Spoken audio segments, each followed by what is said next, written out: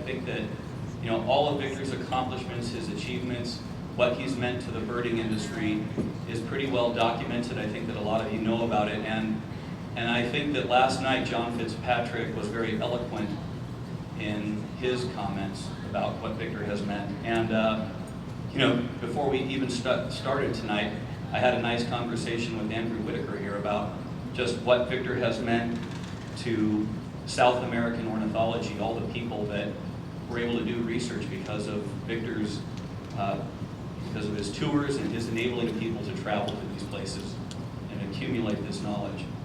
On the other hand, I didn't really want to recite standard bio stuff. For example, it is interesting that Victor has a master's degree in government from Harvard University, or that he's a diehard Texas Longhorn football fan. I mean, those things, they matter, but perhaps still didn't really hit on what I wanted to talk about. And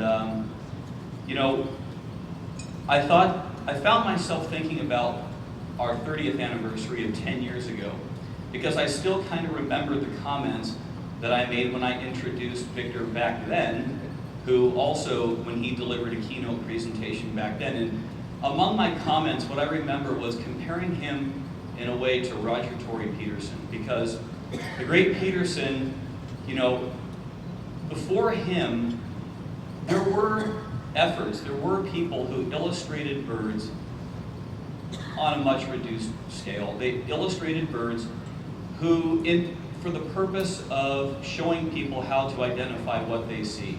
But of course, it was Peterson who completely changed everything, who set a standard, and a standard that was pretty much permanent. Victor Emmanuel was not the first person to offer bird tours. There were some people that were operating before him. It was kind of a fly-by-night thing in a way, but there were people that had done it before him. But it was Victor who really set the standard. It was Victor who created something that would become an even bigger something that would become a whole industry. And so I thought about all that, and yet I think that you all may know something about that as well. And so I thought that my comments tonight would be more on a personal basis, or from a personal perspective as it relates to every single one of us in this room. And I can tell you that, for me and many of us, many of my tour leading colleagues, and also our office staff, these people are some of the most talented and intelligent people that I know. And yet they've always had this passion for birding and nature and the outdoors. And it was Victor who gave us the ability to earn an income and to build a life with this profession. I think that it's prior to 1976. People who led bird tours, it was just something that you did. You might get paid for it, but it was really more of an opportunity to travel than anything else. And just to be blunt about it, had Victor been a different kind of a person, had he been wired differently, he could have been a multi-millionaire years ago. But what he did with his revenues was he sunk them back into the business and invested in people like me and all of our tour leaders that you're traveling with tonight, so that we could do things like have a legitimate life doing this. And we could do things that society demands and expects of us, like get married, buy a house, have kids, put kids through school. And, it's essentially what happened is that Victor gave us a life. He gave us a life, that we could do this. I've been doing this for 21 years now, and that's kind of middle of the road in terms of longevity. There's a number of the guys here, Steve Hilty, who's been here for been doing this for probably 35 years. Barry Zimmer, David Wolf, Jerry Langham, and then there's all these new guys that are coming in. And he gave us the ability to take this passion that we had and to turn it into a life. For all of you, what Victor did was he took that same approach to building a birding tour. I've often felt that anybody, we all have we all carry some kind of notion about what a vacation is supposed to be about. What is a vacation? It might be different, it might be one thing to one person and something different to another. But I've always felt that somebody who takes a vacation that is natural history themed, with the intention of going someplace, you do something with the intention of going someplace to observe birds in nature. Once you've done that for the first time, you will never do something like, you will never look at a vacation the same way again. And that's what Venn tours have meant to a lot of people. And so the values that Victor brought to his staff, his personnel, he also applied to these tours. Because in developing birding tours, these set programs, and all of it underpinned with quality and care, he was able to offer these experiences that really are soul satisfying. So, when you do something like buy a new car or buy a flat screen television or something, it does bring a certain amount of pleasure, but there's a very limited shelf life on that. There's a very limited lifespan on that pleasure. A couple days, a few weeks, a few months. When you take a Venn tour, what you're buying are memories that will last you a lifetime. And there is a certain amount of spiritual and emotional satisfaction that we get from being out in nature, from having this connection to the outdoors. A lot of companies try to do that, a lot of organizations try to do it, but Victor remains the gold standard for doing that. And I honestly feel that when I think about, after 40 years, Victor Emmanuel as a businessman, as a humanist, and as a lover of nature, that Victor Emmanuel has earned his rightful place in the pantheon of the great all-time people of natural history. And with that, I will ask you to join me in welcoming Victor Emmanuel.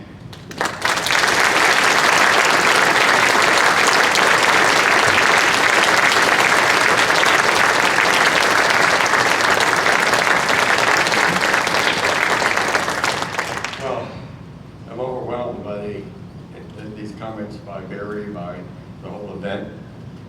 This has been an incredible week for me. Someone said to me, I think it was my friend Alan Woodland, said, did you ever think when you started this company in the living room of your house, your duplex in Houston, that you'd be standing here tonight with an event like this? Of course, the answer is no. And that was a wonderful introduction. I just want to, before I start my presentation, to say my feelings about the week. It has been a wonderful, wonderful week, filled with what we like things to be filled with: people and nature. A wonderful group of people and wonderful times in nature. It doesn't get any better. And everything happened, except for that first morning, perfectly. But we had the payback that afternoon. We had a fallout, we had sunshine other days, we had shorebirds, we had warbirds, and it's just been to use the Hemingway term, a movable feast, and every day. And one of my favorite things has been coming back and talking to the touriers, how did it go? And I say, kind of jokingly, did you see any birds? But they all had, oh, we had a wonderful day, and the people had a wonderful day, and it's just very, very satisfying for me to see this event. That so much work and planning went by Barry, Margaret, me, Tubby Garvin, who couldn't be here, Greg Lopez, Patrick Swaggerty in the office. This has been a lot of planning to make this happen. And that's the largest group we've ever handled. And thanks to all the hard work by all these folks, I think it's going extremely well. I couldn't be more pleased with the event. Now, I wanted to start by giving you a little bit of background about my life, and then about Venn, and then some other thoughts about birds and nature. I was born in Houston, 1940, and no one in my family was interested in birds or nature. It just came out of my own being, my own soul, looking at everything that was alive and around me from the time I was 6, 7, 8, like Ken, catching crawfish in the ditches, looking at turtles. But I did have an entrepreneurial spirit that came up pretty early, because I caught snakes and put them in the garage in little cages, and I charge the neighborhood kids 5 cents to come see my service. I've come from 5 cents up to about $20,000 for Antarctica. And I had wonderful parents, and I think that's one of the best things you could have in your life. And my father taught me about intellectual things, Greece. I love ancient Greece and history. And my mother loved nature. And then I was very fortunate that I had 3 great mentors. And mentor is one of the almost sacred words with me. I love the word. I love the derivations of words. And you know, those of you who know how much I love ancient Greece, it comes from the fact that when Odysseus went to fight in Troy, and after they won, and he had, I remember, 10 or 20 years trying to get home, his son, Telemachus, who had been practically a little boy when he left, is growing up alone without a father in Ithaca. And there was a man named Mentor who helped him as a young man, gave him advice.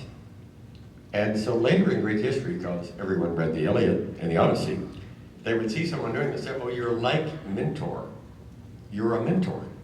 So it comes from Greece. It comes from someone. And to me, to be a mentor, since I had these 3 wonderful mentors, Joe Heiser, Armini Radicki, and Edward Kincaid, and I won't go into a lot of detail about this because of our time here, but these wonderful, wonderful mentors who loved all aspects of nature, were conservationists, were excited about everything, just imparted those values into me. Part of my life has been giving that back. I'm a great believer in giving back, and that's one reason I'll talk a bit more about the camps. The camps were a way of giving back what I was given by these mentors. But in a way, our whole tour company involves mentoring. You've been mentored by the leaders, telling you about birds, telling you about nature on every trip you go on, every time you're here. So I had those things from my parents. And the other thing from my father particularly was a social conscience. And so when I started business, it was in my bones to treat people well, to treat the people that work for me well, to not take advantage of the fact that they need a job and you don't have to pay them very much. I'll talk more about that later. But that was just something that was in my bones. And I've been so fortunate in all the people I've known throughout my life, and one who couldn't be here because he had a health problem is my dear friend Garrett Boone, who started a Container Store in Dallas and has 60 or 80 stores around the country. His store is in a book called The Soul of Service, the Container Store, because of how it's run. And I asked Garrett recently when I was visiting him in Dallas, how was it that you were successful? He said, you hire good people and you treat them well. That's it. It's very simple. That's what we've done, and I'll tell more about that later. Anyway, so I grew up in Houston, interested in birds and nature. And it's interesting in life, how shall I say, not happenstance, the things that happen. 1970, I had seen the Eskimo Curlew in 59. I read an article in Audubon magazine about it called Texans, with a nice short pithy title, a very chauvinistic title, Texans Rediscover the Nearly Extinct Eskimo Curlew. That was the short pithy title. I was amazed to get a check in the mail for $75 from my article. I had no idea people got paid for writing articles. The whole magazine was black and white in those days. The only color was on the cover. It was a little magazine, Audubon magazine, national magazine. So I guess Dean Gorham had heard about me. So in 1970, just to go back in time, I'm living in one room that I have sublet from my dear friend Sam Nafee's family, who had rented a house near Rice University on Ashby Street. I have one room in the house, and I'm working at the Institute for Urban Studies. I don't really like what I'm doing. I don't really know what I'm going to do with my life at that point. And the phone rings at the house, and they said, "What's a call for you, Dean Gorham?" A man named Dean Gorham from Decatur, Illinois. He said, "If I paid you $100, would you take me and my sister out for a day of birding? I'm coming to Houston for a banking convention." Well, I didn't drop the phone, but I was surprised. No one ever offered to pay me to take them out birding. And I went out with Dean and his sister. We had a wonderful time together. And I thought, well, maybe I could, because I wasn't enjoying what I was doing in political science and teaching political science and teaching urban studies. I want to be outdoors in nature. Maybe I could make a living doing this. So For the next about 5 years, I had a little ad that cost about $75 in a birding magazine, the American Birding Association magazine, personalized birding tours. And people would call me, I'm coming to Houston for this or that, and I'd take them out for a day. And I charged my rate, this is fascinating in terms of how you value yourself, $16 a day and 16 cents a mile, which is the cost of renting a car. So I was valuing my service and used my car at zero. Whereas I was charging them what it would have cost them to rent a car. I had no idea. I was not a businessman. I had no capacity for business. I was a nature guy. And so I took out some of these people, and some of them ended up going on vet tours later for years. And I was doing that, and in 1975, I get another phone call. Wiley Wilkinson, New Orleans, a businessman in materials, I think, in Metairie, Louisiana, and he said, the National Autumn Society is holding its convention in New Orleans, and I'm the head of the program committee of the local chapter, and we'd like to bring a group of birders over to Galveston, right near where we are now, and would you be a local guide for a day, and we'll pay you $100 or whatever. And I said, I would be happy to do that, but I have a better idea, and this is what, having ideas is important if you're going to succeed in various things. I said, why don't we take people to Yucatan? There are wonderful birds there and Mayan ruins, and we can have a pre-convention and a post-convention trip for a week there. It's a short flight from New Orleans to Merida. Some people would have said, no, we're not doing that. You'll get sick, and you'll get whatever. Wiley and his wife had been to Yucatan and loved it. He said, that's a great idea. Why don't you organize these tours, my first tours. April 1975. Another very interesting thing happened in April. I'll tell you later when I talk about something else in the history of our company. But April 1975, and then after that, I basically started the Picture of Emmanuel Nature Tours by myself at first. I was the only name on the letterhead. And it was 75, 76. So we really started in 75, but we didn't really do any tours there. The first real scheduled year was 1976. And here, I'm a big pack rat. Here is a list of the tours. There are about 19 of them. A lot of them probably didn't even make. And the Texas Coast Tour cost $395 plus food. So that's what things were like then. But this was the first year. 1978, this is the vet catalog. This is it. This is it. There's the vet catalog. There's pictures by Mimi Hoppy-Wolf. There's some paintings. There's Roger Curry Peterson, me, and John Rowland on a Texas tour. And here's some pictures here. This is the vet catalog. And anyway, so 1975, 76. Well, I had become the president of the Texas Ornithological Society. And I won't say I misused my office, but I took advantage of being the president to say, why don't we make Roger Curry Peterson an honorary member, the first non-Texan honorary member of the Texas Ornithological Society, and invite him to speak at our spring meeting. And everybody thought that was a great idea. The board voted to do that, so I wrote him a letter. No response. This was like in the fall. The meeting is in, or maybe earlier than, maybe there's no response. So after months and months of no response, I didn't call him because I didn't want to bother the great man. So this is one of the weird things that happened. It's November. I'm going to Amarillo for the fall meeting where we will make final plans for the spring meeting. I leave my little duplex, get in my car to drive to the Houston airport, and the postman is coming down the street. I've never before done this. I stopped my car.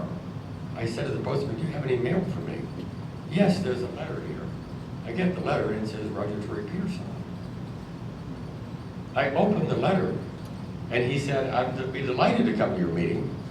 And in the same letter, I invited him to come to the meeting and to lead a tour of Texas with me and my then colleague John Rowland for 2 weeks. He said, I'd be delighted to come to the meeting and delighted to do the tour. So I get this letter like 8 months later. He answered all of his own mail. He's always terribly behind answering. And so that was the beginning, helped start. And then the other phone call, with these phone calls, the Freeport Christmas count that I started when I was about 16 had become the #1 count in the country with 226 species, the all-time record, which has since been broken by Van Island. Another phone call I get is from Les Lyme, who's the editor of Audubon magazine, who had never met me. He said, we'd like to send George Plimpton on your bird count. Would that be okay? And I said, of course. I didn't really know that much about him. My father was a sports writer, did. So George Plimpton comes on the bird count the year after we set the record. And we hit it off. And during the day, he says, I'd like you to meet my oldest friend, which he meant the friend I've known the longest, Peter Matheson. And I thought, I would love to meet him. I had just read The Tree Where Man Was Born, his great book on Africa. And I saw it was dedicated to his late wife, Deborah Love Matheson, and then there were 10 other books he'd written. Listen, I thought, George's oldest friend is probably in his 80s, and I better get up there and meet him. So John and Rel and I went to George's apartment. There is this relatively young man with a very attractive young woman who he had later married, Maria, his third wife. And I meet Peter, and we hit it off. And I asked him to come and speak to the Texas Ornithological Society spring meeting and to lead a Texas tour with me and John Rellett. And that was 1976. In March, we led this Texas tour. So those were the beginnings of the company. And I had I had birding friends join me right away. David Wolf was one of the first people I asked, and my friends Sean and Roseanne Rowlett. Those were some of the core people that helped start the company. And as Barry mentioned, there were very few birding tour companies. And so it was kind of not lots of competition. And I did have somewhat of a national reputation because of George's article about my bird count. And then the article I'd written about Texans rediscover the nearly extinct Eskimo curlew. So the tours started off doing well. And we, the company started growing, and we added after this first year of these tours in 1976. In 1977, we were doing Kenya, which is one of David later took over. We were working with Don Turner. We were doing Peru, thanks to Ted Parker, who I'd met, as I think I mentioned the other night, when the first time I met Dean Gorham to plan that day of birding, I was at the Shamrock Hilton Hotel, and I introduced myself to Dean Gorham, and a man at the table came over and said, "Oh, you're Victor Emanuel. I have a young man in my room that's been trying to get in touch with you for 2 weeks. I have no answering machine. And he's a high school student that I'm taking around Texas, Ted Parker." So I go up to Harold Morin's hotel room. Harold was from Lancaster, Pennsylvania, which is where Ted grew up. And I meet Ted, who's in high school. That was in 1970, the same day I met Dean Gorham. I meet Ted, who later became one of the most important people in our company. And so that was the beginnings. And one of the things that Barry talked about, and this, as I say, came from my father's attitude about a social conscience and what Garrett said, you hire good people and treat them well, was that the tour industry, the travel industry in general, is not an industry that in general treats people well. The attitude is, pay the people less and the tours can be cheaper, your boat trip can be cheaper, everything can be cheaper, and we can compete better with other companies. So just pull everything down. And that was against my principles, that people should be treated well. And so from the very beginning, we paid people more than other tour companies did. And very early on in the history of the company, we provided health insurance for the people in the company. Paid for 80% by the company and 20% by the people, because, tour leaders get sick too. And we did a lot of things that I'm very proud of, that other companies even now don't do. We pay tour leaders for their travel days. They're away from home. They're not with their family. And most companies don't pay them. It's like, well, that's your getting to the job. Yeah, it's your getting to the job. It's not like driving downtown to the job. It's like flying to Africa to the job. We provide them with sick leave, just like an office worker would have sick leave. They would, if they get sick and can't do a tour, they get so many days that they're paid, even though they're not doing the tour. And the company is paying them, even though we have to hire someone else to do it. We have a 401k, and we have a 4% match to encourage them to save money, because they're going to get old. They're going to need money for their old age, and so they can travel and do the things that they want to do. And as Barry said, that they can raise a family. that they're provided with enough income to raise a family. You'd be surprised. Many tour companies and people leading the tours don't have families because, number one, they have to be on the road so much to make any kind of living. If you're being paid $100 a day and you do 100 days, that's $10,000. It's hard to live on that. And some people get $150, $200. We pay with all of the benefit. And the other thing that a lot of tour companies do is and this is actually perhaps not cricket. Everyone is regarded as contract labor, which means they pay their full FICA. They don't get half paid for the company, you know, the deductions from your paycheck. They're contract labor. Our employees, if they leave a certain number of days, I think it's 90 days, they get the health insurance and they're salaried. So we pay half their FICA. All of this adds up, the salaries they get, the contribution we get, to like double what most people in the travel industry do. I've been on trips to Antarctica where the cruise director is getting $100 a day for leading a tour, and that's it. And people do it because they want to travel to these areas, but it doesn't lead to the kind of staff that we have. And of course, it's the kind of staff that we have that has made our company successful. Let me just mention a few other things in the background that are interesting. One of the things I would say in terms of my personal characteristics that helped me, besides some of the things I mentioned, was I am, in many ways, a born organizer.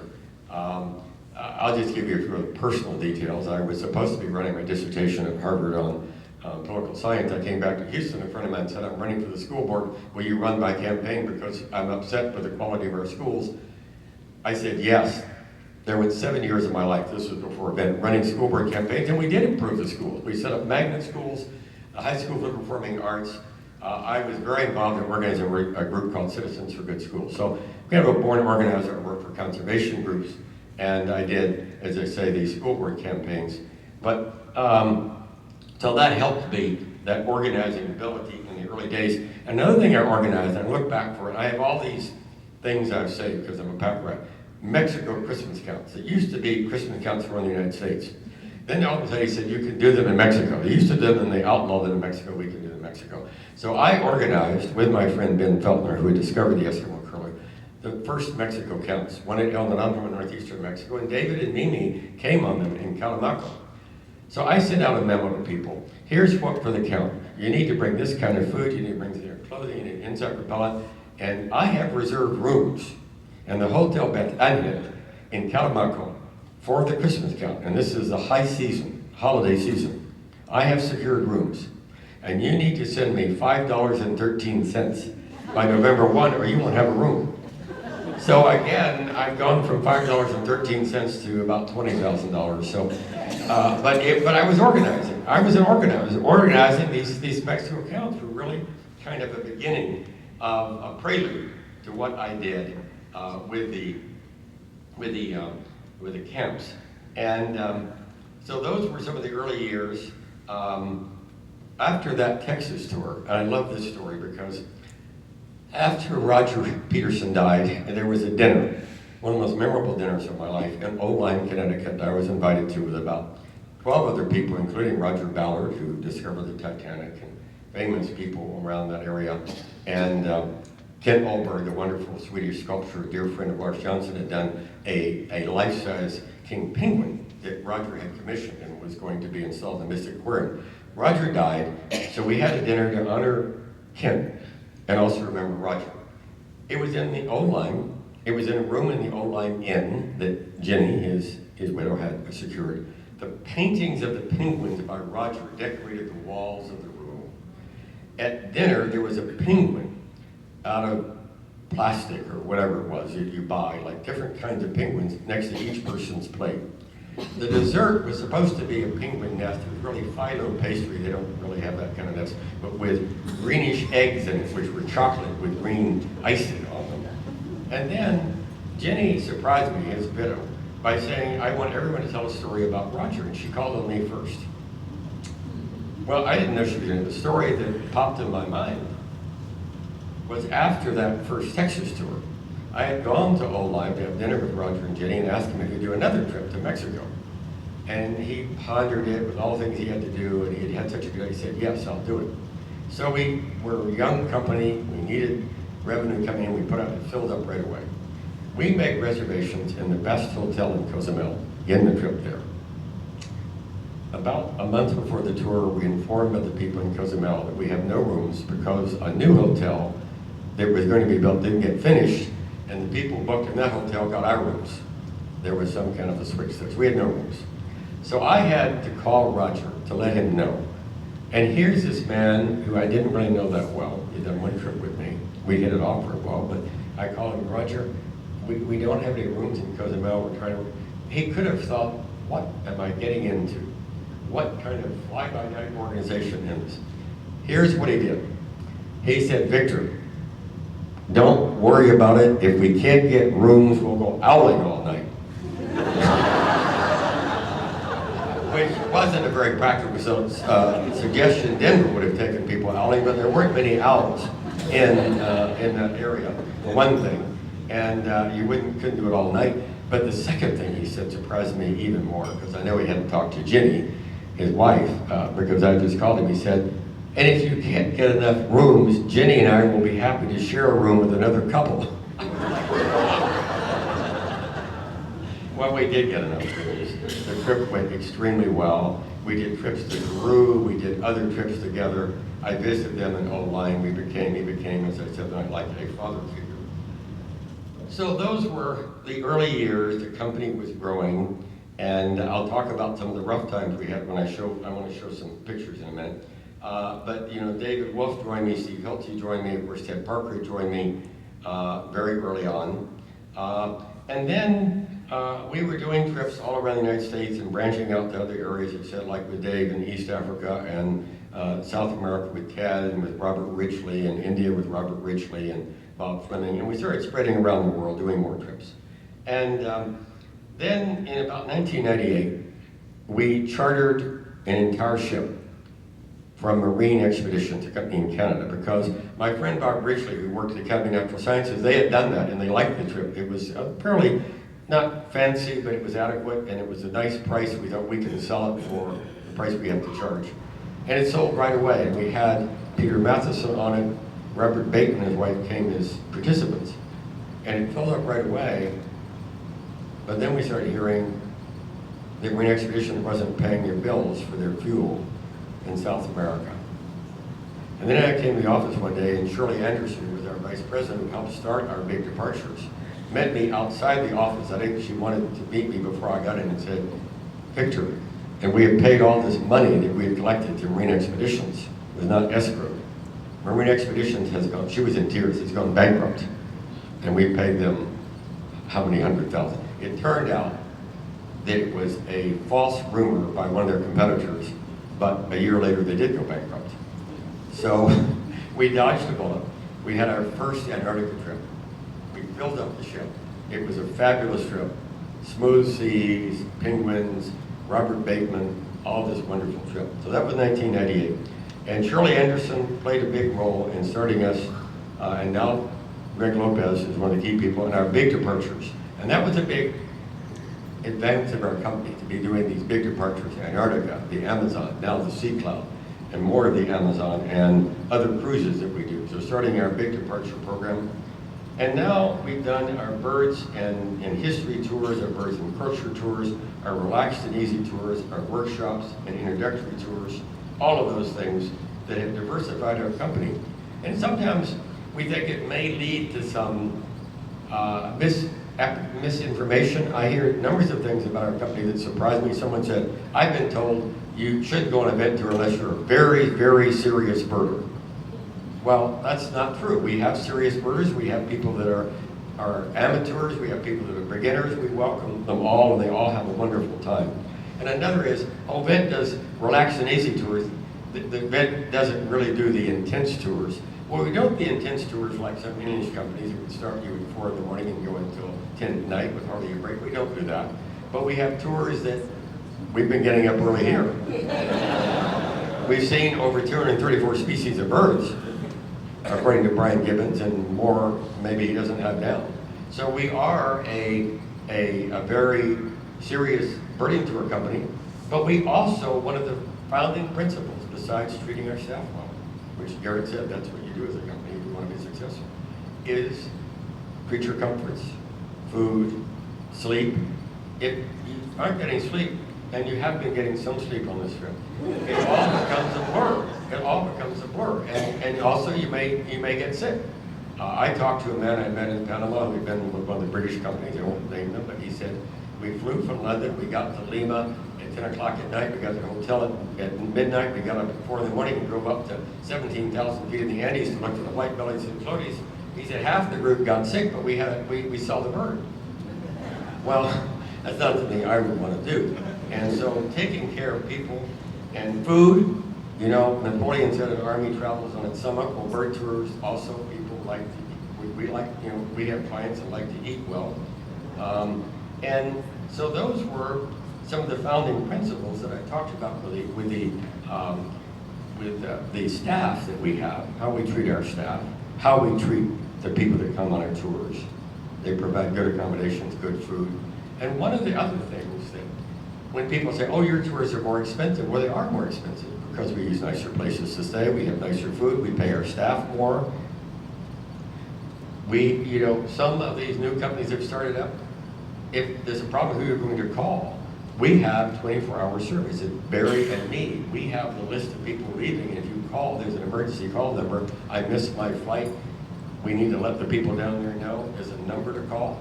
We have insurance. A lot of companies that run tours don't have insurance to cover anything that might happen on their tours.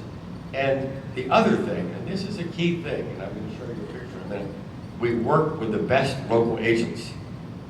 And that's extremely important in case something happens. And I will give you a story about one of them when I show you a few pictures.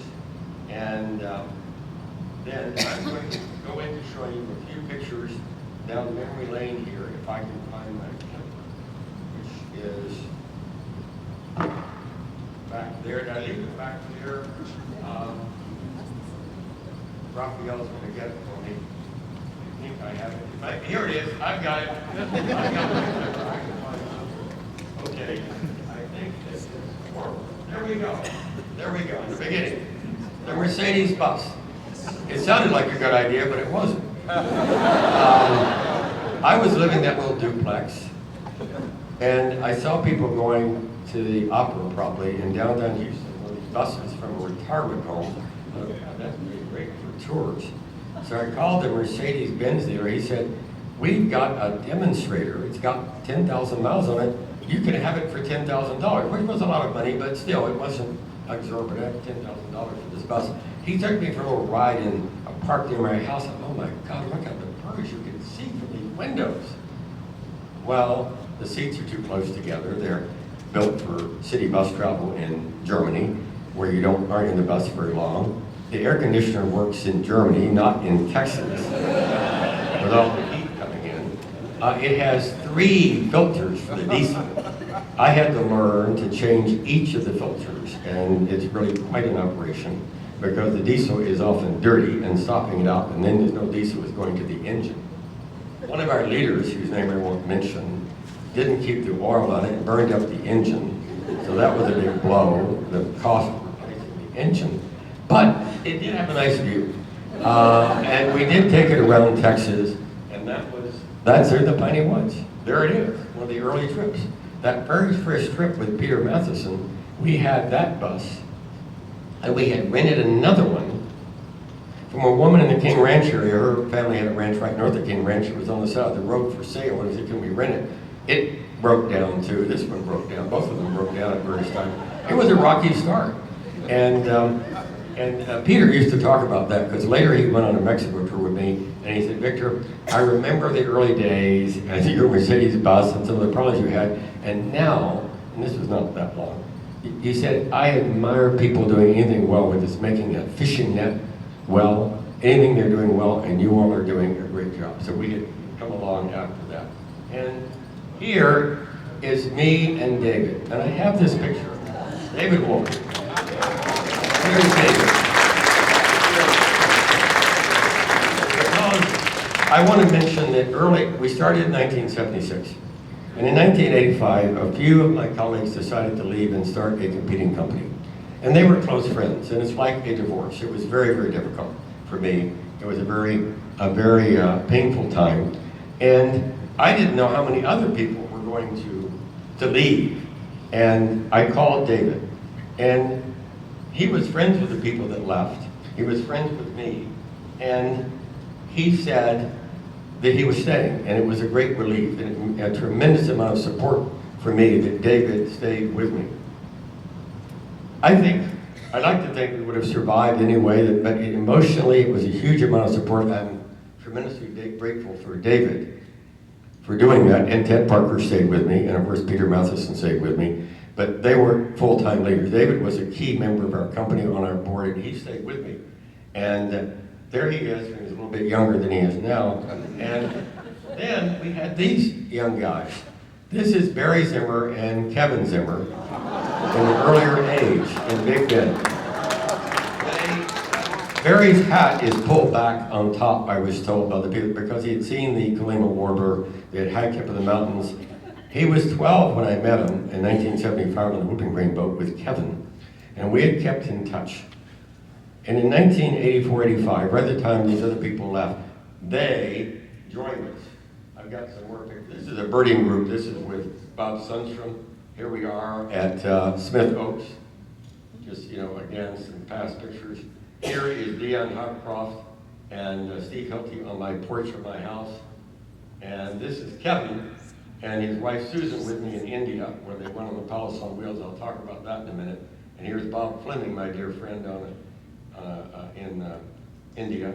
And here's Pete Dunn, Linda Dunn, Barry Lyon, and David Ascanio at the ABA convention in Tucson last year. Maybe it was a little longer ago than that. And here's another picture of Bacon. And this is Raj Singh. Now, I talked about the importance of good agents. This is one of the best. He's the nephew of the Maharaja Bhattakur. He went to the Eton of India. He knows everybody. He's a wonderful man. He comes to Austin about every 2 or 3 years just to visit with us. And to show you what someone like that can do for you, that if you were with a company that had a cheaper agent, tour could be cheaper, but this wouldn't happen. We had a tour last year, and in the travel industry, all kinds of things happen. They leave Bhutan, which once you leave, the door is closed. You don't just go back in. Your visa is up, your time is up. You're like Cinderella leaving a ball. You left Bhutan, you don't go back in. So they left Bhutan, and word comes that there's been some ethnic strife down the road between 2 ethnic groups. Some people have been killed, and the road is closed, and no one is going to be permitted to go south. Well, not only do people have flights from Guwahati, which is several hours south, but there's nowhere to stay where they are. They're out in the boondocks. Can't go back to Bhutan. They can't get to Guwahati. Ansar Khan is a wonderful young Muslim Indian man who works for Raj, and his dad is a very good friend of Raj, runs about a nature preserve, calls on his cell phone, thank God for cell phones, Raj talks to people in the army, we go through. That would not happen without someone like Raj. He knows everybody. When I was with George Blenton and Peter Matheson on a trip, he arranged for lunch at the fort where the Maharaja's brother and his sister lived. On their fort, we had lunch. And when he was in Austin, I'll show you another picture that will. This is a hammer. This is a well-headed stork. This is the stork in first record for Kenya that David and I saw together. These are 2 dear friends. This is the kind of wonderful people we have. This is Bob Berliner, old friend of Roger Tory Peterson, lived in New Haven with his wife Leah, who's still alive. Bob died about 10 years ago. He was the dean of the Yale Medical School, helped start the National Institutes of Health, kidney specialist, most down-to-earth birder guy. You would never know this is the most famous physicians and doctors, but these are the kind of people that we had. And this is Roger with a Dairy Queen, because he was having some issues involving too much sugar, and he was told Dairy Queen was okay. So on the Texas tour, every time we would go through a little town in Texas, he would see a Dairy Queen, Dairy Queen, Dairy Queen, Dairy Queen, Dairy Queen. So at the end of the tour, people got a tray from Dairy Queen, and everyone signed the tray. But there he is, the Dairy Queen. There's me and Roger in another situation. This is Belize, birding there at Chanchich with Barry Zimmer, and I did many wonderful tours there, one of our favorite places. This is me, I threw this in this. This is Ricky Hernandez, our bus driver in Panama. When we started, we didn't have Raul. We first rented we rented station wagons and drove them ourselves out these roads. And then we found Ricky, who was a school bus driver, and our tours were at the time of the year when school wasn't operating, and Ricky would drive us and would do the grocery shopping for us, and his wife would fix chickens for us. And this is how we started in Panama. Now this is Barry and Kevin with June Osborne, who was the bird lady of Neil's Lodge in the Hill Country. She and her husband were in Waco at Baylor University. But it's just the kind of people that we got to know. But at the time that this split occurred, Barry and Kevin, who had met when they were like 12, and well, Barry was 12 and his brother was, I guess, 17. I guess there's a 5-year difference in age, even though Barry's a lot younger looking than that. But they joined the company. And besides the fact that David stayed, they had a huge effect on us getting over this split. They brought new energy, new support, new enthusiasm and talent, and made a huge contribution to our company, and I'm forever grateful to both of them. And here's me at Shackleton's grave. A lot of these pictures, there's a tiger, there's another elephant picture. But this, I want to talk to Raj again. So Raj is in Austin visiting me, and we're at Emmanuel's Mexican restaurant. And he says, Victor, I see you're chartering ships. Have you ever thought of chartering a train? Well, I love trains. I said, I'll do it. So only Raj could have arranged for the Palace on Wheels, the premier train at that time in India, which was composed of the train cars that Maharajas had used, that did a circular route from Delhi out to Rajasthan and back in western India to go south to the best tiger reserves. We had to get 80 people to charter. We had to put down a big deposit, and it filled up. And we did this trip, this Palace on Wheels trip. Maybe I've got another picture. And there I am at the end of the trip. This is a classic Raj story about having an agent like Raj. We're coming into Jaipur, the capital of Rajasthan, the princely city, where you have the pink palace of Bubbles was his name, the nickname for the Maharaja at one time, was Bubbles for some reason. He was bubbly. Raj said, we can have dinner in the Maharaja's palace in Jaipur. Well, that sounds nice. 3 days before we get there on the train, Raj comes up to me and he says, Victor, the Princess of Thailand has decided to come to Jaipur, and we're being bumped because she's a princess, so the Maharajas can entertain her, and we're out on the street. But he said, don't worry, and when Raj says, don't worry, I'll arrange something out in the country in a private estate of people who have groups come in for events. That's what they do to make a little extra money. So we get in the bus from the train, we go out through the city to this estate. We roll up to the estate in our buses with our 80 people. We get out. There are elephants that are painted, with people on the elephants in costumes. There are horses with lancers on them, all dressed up in an outfit. All the men had turbans prepared on their head. George Plimpton, Peter Matheson, me, all of us, turbans. The women got shawls. They had taken carnations and made welcome Victor Emmanuel Dentures all along the walkway that we went in using marigolds or carnations. I remember. And then you go in, and they're dancing people, including one of the best dancers in India, a woman who travels all over the world. Roger got her at short notice. There's a whole buffet of people fixing all kinds of food. There's a whole shopping area with all kinds of stuff you can buy, and shawls and stuff. All of this has been arranged for our party. George Plimpton said it was the best party of his life, which is quite a compliment.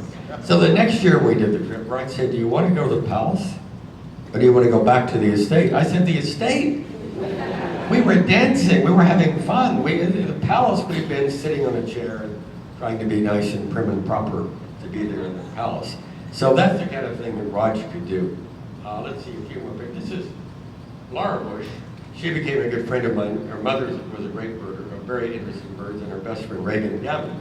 And they have an organization called Taking Care of Texas, now it's called Naturally Texan, to do conservation work.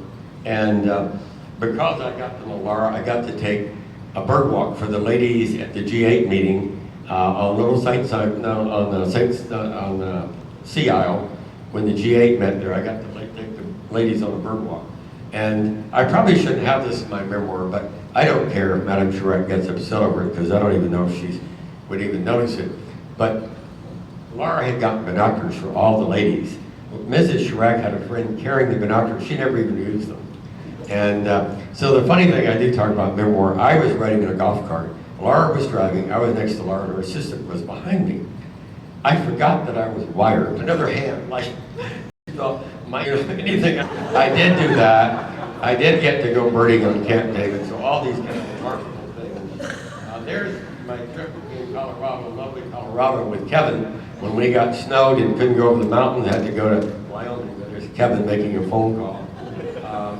And this is one of our family trips with Barry and his lovely wife Yvonne and his daughter Alex. And what I love about this trip was one of our few family trips is that the people running the cruise said if some of the parents of the children want to make a presentation and do a little skit or do something, they should let me know. And then I heard from Barry, Alex has volunteered us.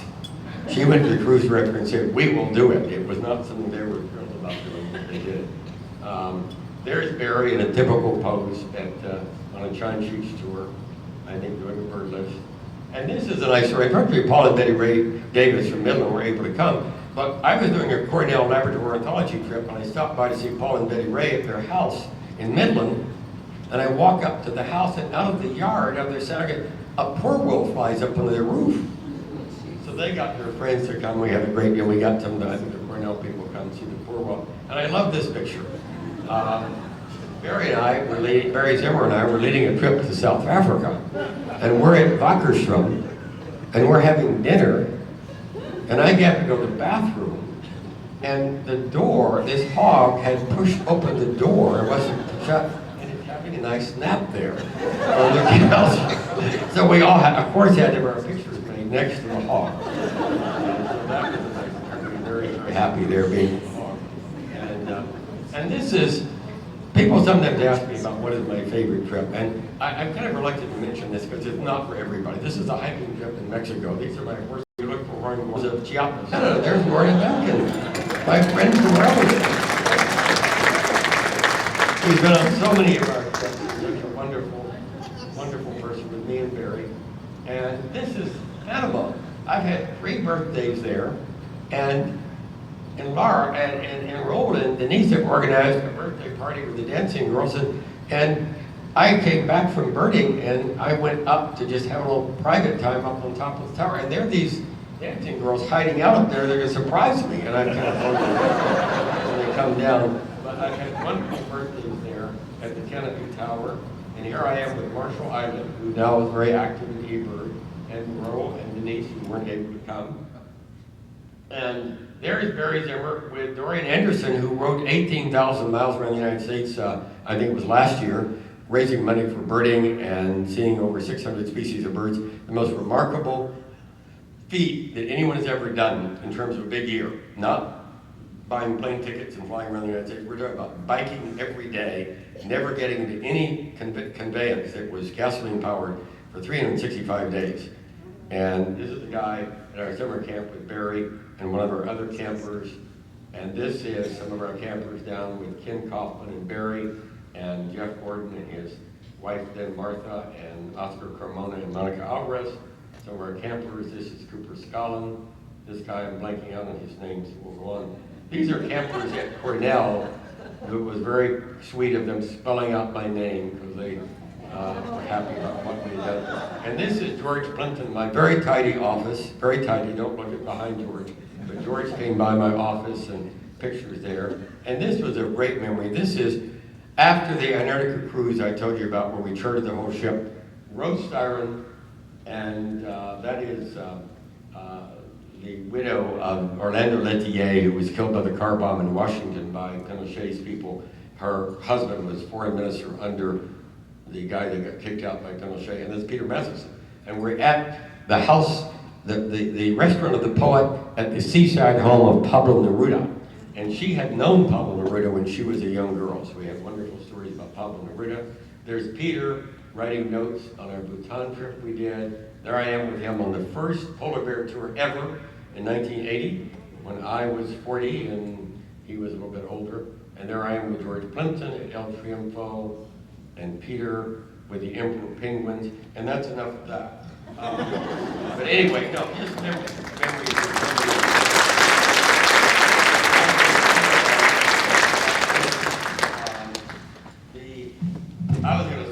out and everything. This is a whole MacBook done by one of our campers. And the letters we get from the campers.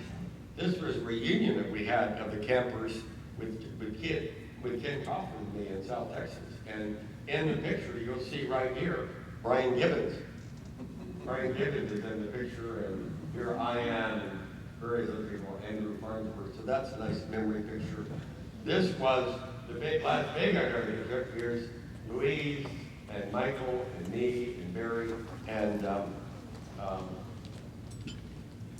from Cornell, who replaced Brian Sullivan. I'm having a memory lapse there. And so all of those things have meant so much to me. And there are just a couple other things as I finish up, I wanted to share with you about my feeling about birds. And that is, they're also a lot of company, that birds, and Ken talked about this some, and Fitz did, that birds permeate the lives of everyone. And in Roman times, the underworld was a place without birds, Avernus. There were no birds. Birds permeate people's lives, and people have been interested in birds forever. From Aristotle described 160 kinds of birds. Tribes of New Guinea, people have described the birds in their area. People have been interested in birds because they're all around us. And as Fitz said, the song of the birds, the color of the birds. And so it's easy I give another lecture about why birds, more than any of the animals, have fascinated people for thousands and thousands of years, on art in caves and so forth.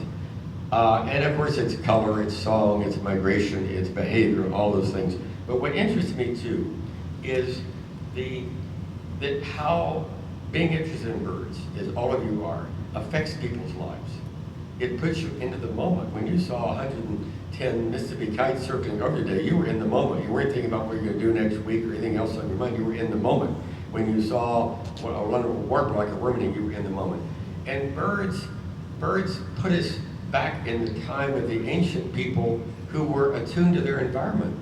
The pine woods are very different than Bolivar. If you're just in hotel rooms all the time in cities, you don't pick up on that. We're not that way. We pick up on the difference in ecosystems and environments. So we're attuned to our environment. We are immersed in the moment. And birds help people in difficult times. And I had a lady come up to me here that I didn't know. And she told me birds had saved her life, that she was a young woman, she had sons, and one was schizophrenic, and the other was a drug addict. And her family was really having a terrible time, and she heard about this birding trip to Dolphin Island. They had the biggest fallout Dolphin Island's ever had. She said it completely gave her a break from what was going on in her life. She was in the moment of Dolphin Island. She had to come back to her difficult situation. But she said Al-Anon and birding had saved her life. It was a very powerful and poignant comment she made to me about that. And we all know that if you're having a difficult time, if you'll take a walk in nature and look at what you see and be immersed in that, it will have a very powerful effect. So I'm going to finish with just a couple more quotes from this wonderful, wonderful book. I'm going to repeat some. One, the discovery of spring each year after the winter's hibernation is like the rediscovery of the universe. I mentioned that from Spring in Washington. And here's another one. Having the power, however, a man must exercise it, the power of seeing, or he will lose it and become a sick man because he is not a whole man. To remain physically well, I have to use my arms and legs simply because I have the power to use them. I must likewise exercise this other power, even though I live within the hive, he means in a city, if I am to remain a whole man. And he talks all about how I am the doctor who suffers. It talks about how getting outdoors affects him. And to find oneself suddenly in the open after a long spell of confinement, like coming out of doors on a quiet starlit night from a noisy, crowded, smoke-filled room, is to experience revelation. Getting out in the open world, rediscovering the solitude and examining the distance relieves the mind from the tight pressure of the present, cleans it, refreshes it, relaxes it, and smooths it out. and so allows it to expand and admit through its subconscious part the universal understanding for which it was shaped. It is like awakening after a nightmare to find that all the darkness and horror was but a dream. This is reality. This metalwork, singing in the sunlight, not the artificial banging and clatter that, mistaken for life itself, had made life seem meaningless. To remind me of this, let me go down to the river once a day and see the sunrise.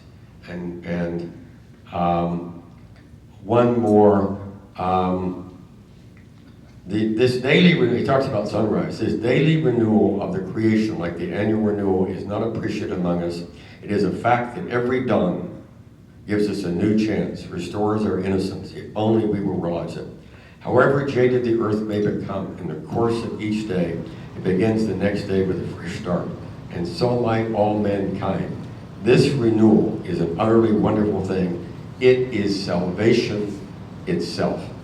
And then finally, I just want to repeat that part I love so much, where he says, this is the time when one discovers anew the wonder of standing in the woods.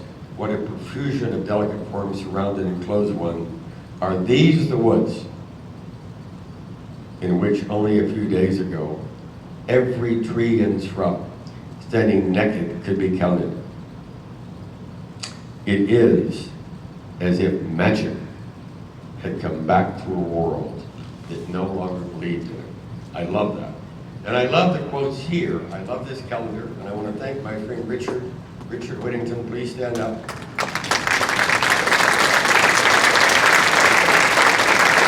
This was Richard's idea, and I'm so pleased with it, so proud of it. I've sent it to a lot of, we've sent it to a lot of people, not everybody, but everyone took a tour last year. We were on this event. And these quotes, Richard picked these quotes, many of which I'd never heard of. My favorite two are the one from Camus. I finally learned in the depths of winter there was in me an invincible summer. And that's what I learned when we had to split and bend. And the help I told you I got from the people I mentioned. But also this quote from Walt Whitman. After you have exhausted what there is in business, politics, conviviality, and so on, and found that none of these finally satisfy or permanently wear, what remains?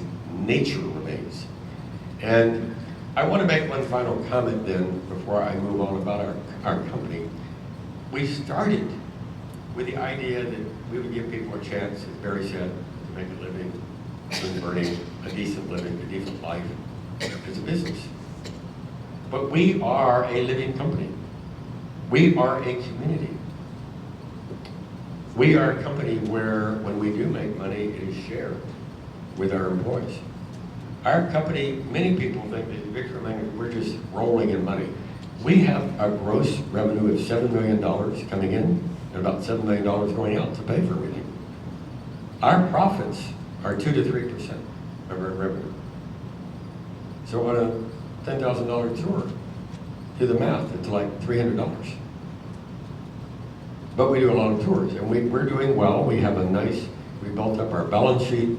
We're a very secure company, but we're not a company because our focus is not on making a huge amount of money. Our focus is on people that work for the company and the people that come on the tours. And this is this book that Tim Havens recommended, The Living Company. And he says, visionary companies attain extraordinary long-term performance. An investment of $1 in a visionary company stock on January 1, 1926, and reinvestment of all the dividends would have grown in 50 years, I guess, would have to $6,356 over 15 times the general market. Considering that like the argument that companies should make their first priority the return on investment to shareholders. 15 times more shareholder value is available for not putting profits first. And then he says, if you are a manager, the choice is yours. Running a company as a maximizer of profits on the one hand and existing for 30 or 40 years, or running a company to be professionally good at what it does and to be a good citizen that stays in harmony with the changing world and creating a legacy that may last decades longer and to reward shareholders more in the long term. So we started as a company, but to me, what Vint is a philosophy of virtue, a philosophy of nature, and a philosophy of life. And it's really encapsulated in the fact that we value and care about people and birds. We don't use the term in referring to you wonderful people, clients. You are our participants on our tours. You are our friends. And many people have come with us on many, many trips. So it's an attitude we have of a living company, and the living company involves the people that work for the company, the community of the people, and the community that is here celebrating this event. I love, and finally, I'm going to just, my favorite quotes are from St. Catherine, all the way to heaven is heaven. And that's what we've had this week, heaven. It's not something you get to at the end, it's something all the way, if you have the right attitude and see the beauty that's around you. All the way to heaven is heaven. Nature is the art of God, is another one of my favorite quotes. And then Emerson, and I talk about many of you that are very dear friends, a friend may well be reckoned the masterpiece of nature. So that's what we value as a company, as a philosophy of nature, a philosophy of attitude toward birds and nature, and a philosophy of attitude toward people. We put our participants first. We go that extra mile. And I want you to think about what our tour leaders do. They get up very early. They work very long hours. Often in certain areas, they're driving vehicles for many, many miles. They are buying snacks. They are buying drinks. Tour leading, some people look at touring and oh, this is just a lot of fun. You get to travel the world and you get to see all this. Yeah, it's fun. It's also a lot of very, very hard work. They do it with a wonderful attitude. They do it with a cheerful attitude. They do it with tremendous dedication. And that's what has made our company successful, has been our tour leaders and you, our community. That we, with your help, have created this community of like-minded people that care about each other, they've made friends, and we care about you. And I want to end my comments, there's a lot more I could say, but I've said enough, about the two more quotes I want to read. And one is, because we were just there, and repeat this, is the Rosian spoon milk, we've seen it. I am in the church of the earth. And the pink bishop is in residence. We saw the pink bishop this week, reading in the work read. Striding across the shallow flat, head down, moving to and fro. I come to Earth Church for services that renew my soul. That's what we do. The sunrise starts the service by allowing me to see. A gift for which I am grateful. I listen to the chorus of red-winged blackbirds greeting the sun, welcoming me. The bishops rise, painting the blue sky. We saw that with a pink ribbon of undulating life, speaking to my very essence of the nature of life on this rare and precious planet, of the relationship between all living things, of our duty as stewards, of the responsibility that comes with being one of the living. And finally, my very favorite quote that I often end my talks with came from a book that I saw in my friend's house in New Haven, the Berliners. Theodore Cross was a photographer. He also was very successful in business and then gave a lot of money for religious causes. He wrote a book called Birds of the Seashore and Tundra. And he says, and this captures to me a lot of what we get from nature.